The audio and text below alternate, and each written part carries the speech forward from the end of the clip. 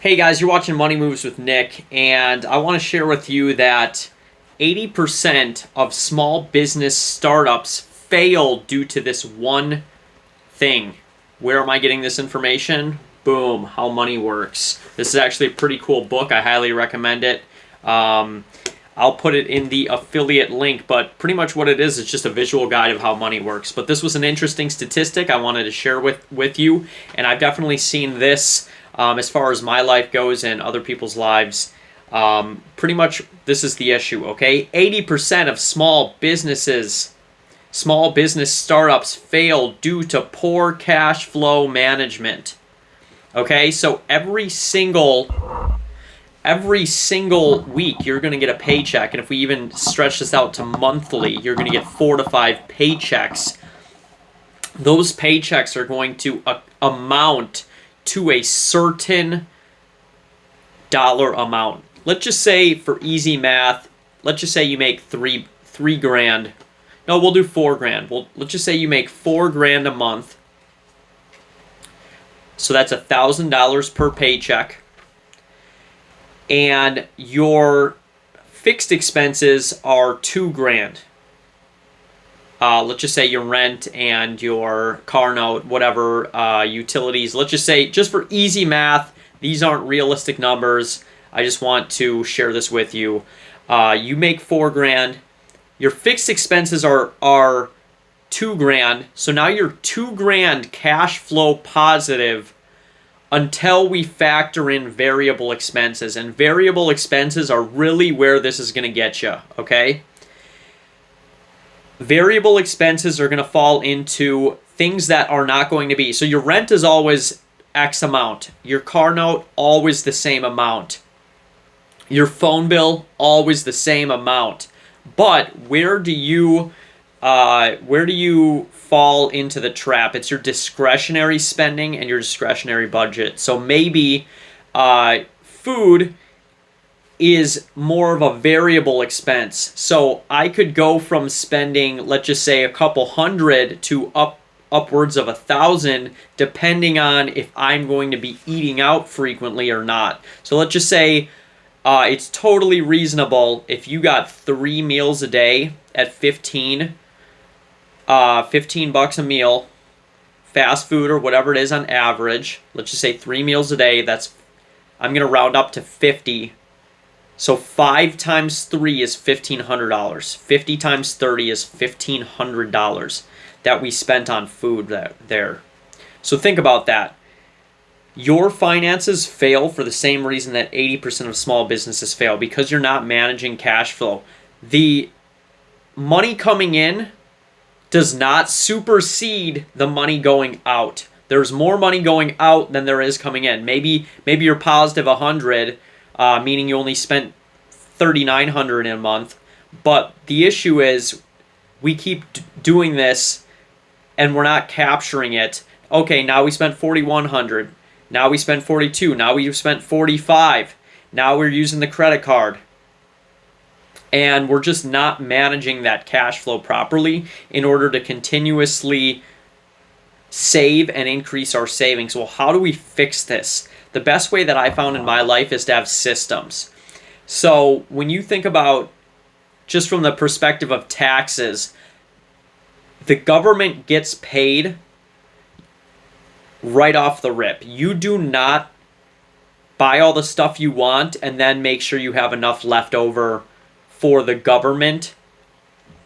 Usually, in 90% of 90 plus, that's not a real statistic, but I'm going to say 90% of scenarios here, because your taxes come out of your paycheck unless you've filed an exemption or you're a business owner or something like that. That's going to pay taxes at the end of the year.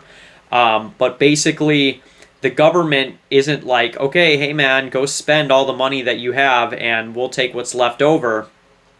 You're paying the government first. You're paying them, let's just say 20-30%, and you're not paying yourself even any of that percent. You aren't even paying yourself 5%. So what I've found is setting up systems. If you have, let's just say, an investment account, something simple like just your maybe it is just your 401k. Maybe it is just a separate savings bank account. Maybe it is your own brokerage account like a Webull, Robinhood, maybe even Acorns. Maybe you're doing something like that. But if you set up even your employer's stock program, if you work for a company like maybe Kroger or Walmart or Amazon or something like that, even Snap-on Tools, any big company, if you're working for a big company, you may have some sort of stock option that you can take cut of your paycheck, and now that money is buying stock, and you're saving money that you didn't even register in your brain that you had because it skipped your bank account.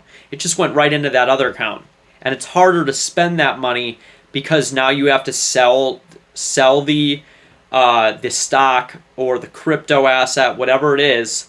Now you have to sell that asset, transfer it back. It's going to take 2 to 3 days. So now you can't just make an impulse purchase with it because of the timeline.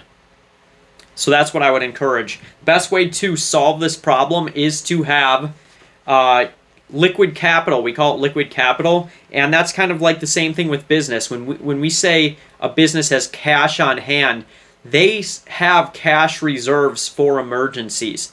They are not sitting, even if they are leveraged to the teeth, they have cash reserves. It's very important to have a cash reserve. And how do you set up a cash reserve? How do you set up some sort of financial cushion? Systems, by having it come out of your paycheck right off the rip.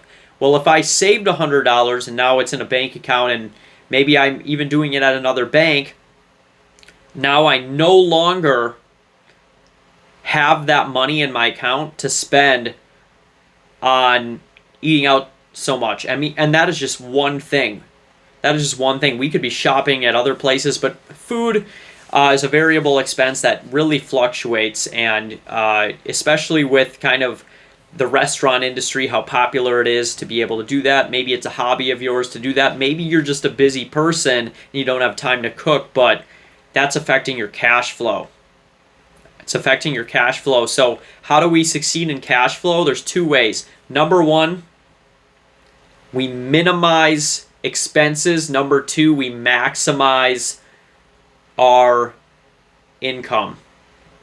I'll leave you with this final tip. This is something that I've always done. I find it really interesting. Anytime that I get a raise, I factor in, okay, how much is that raise per week? So we have $1 times 40. Okay, I got a $40 raise. $1 raise, I worked 40 hours a week. Let's just use that math, okay? $40. Before I even get that next paycheck, I set up $40 more buffer is going into some sort of other account that's not like primary checking automatically. So however you need to do that, you don't fall to the level of your discipline, you fall to the level of your systems. And if I didn't have systems pulling money out of my account, I wouldn't have saved so much money this year. I wouldn't have invested so much money this year because the systems did it for me. And I look at, oh, okay, this is how much I got in my bank account. It doesn't even register to me in my brain the hundreds of dollars that come out of every paycheck for investment. So I wanted to share that with you guys. 80% of small businesses fail due to 80% of small businesses, startups fail due to poor cash flow management, and that's the same reason you'll fail too. So you got to get that under control. Have a wonderful day, guys.